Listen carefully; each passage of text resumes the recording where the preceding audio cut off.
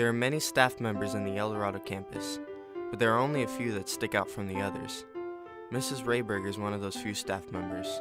She teaches biology and physiology in room 705.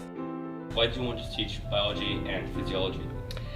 Biology because I grew up in the desert and I liked everything about the desert. The animals out there, the weather patterns, the mountains and everything. And so that kind of started my love of science. And then in college I thought I wanted to do something medical, doctor, nurse, whatever. So I started doing human anatomy and physiology. And I got a chance to go cut up a real dead person, and that was really exciting and fun. And so after that I just loved the human body, and a chance came up here that I could start teaching physiology, and I took it, and it's just fun to teach how the body works and teach it to everybody else. What's your favorite thing about working at El Dorado? Hanging out with the students. They are the more interesting part of El Dorado. Getting to know all the different people and their personalities and their hobbies, and seeing them outside of school and sports and choir and plays and just their senses of humor, and it's really enjoyable to get to know the people that go here. A simple glance at her classroom and you can tell she is a fan of the Big Bang Theory. I like it because the people in it remind me very much of myself and my friends. Like, I could totally go out to lunch with those people and be totally, completely at ease and comfortable with them. They're big old goobers, they're nerds. I'm a big old goober, I'm a big old nerd. So, totally comfortable. What inspired you to become a teacher?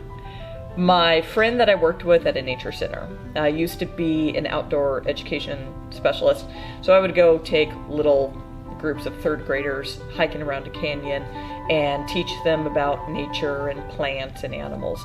And there was a guy that I worked with on the weekend that was a teacher over at Troy High School. And he said, well, why don't you get your teaching credential until you figure out what you really want to do? And I like to go into school, so I'm like, hey, good, excuse to stay in college another year? Sure, no problem. I know it sounds weird. And so I started taking the classes, and I'm like, okay, these are kind of fun, and they obviously involved a lot of science classes. And then I started my student teaching. And so while doing the student teaching, I was like, hey, this is actually really fun. I enjoy this. And so then I started looking at, well, do I want to be a doctor and be in school for another 8 years? Yeah, I like school, but not that much. Do I really want to be a nurse and have people, puke and pee on me? I don't know about that. So once I started doing the teaching, I was like, this is fun. I like this. And then it just kind of all fell into place after that and never looked back as to doing something else. I'm like, this is great. So I can take what I wanted to do, like the doctors and stuff, and I can inspire other people to want to go out and do that. Because I have a past student, she's an anesthesiologist now. And so even though I couldn't do that, I get to see my desire in them. It's kind of neat to see them take it all the way. It's cool. If you look towards the back of the classroom, you can see her collection of small pets. Why do you have so many pets around the classroom? I like them. I have pets at home, but those are dogs, cats, and giant tortoises, so they can't hang out here in the classroom. I wish they could. That'd be pretty awesome. So in the classroom, I have a lot of my smaller pets. Most of them are reptiles and amphibians, which most people don't get a whole lot of exposure to. And cockroaches. And so I like to have the unusual animals out there that most people don't get to see and hold and touch and see their behavior every day. That, and I think it's really important, everybody needs pets. Everybody needs a pet. Doesn't matter if it's got scales or fur or whatever, everybody needs pets. And I know there's some, the parents are allergic, so they can't have them, and so this is like their only exposure to animals.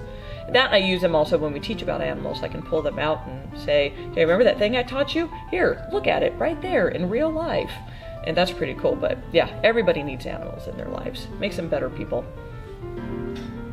El Dorado is thankful to have Mrs. Rehburg teaching here. We hope you have a great year.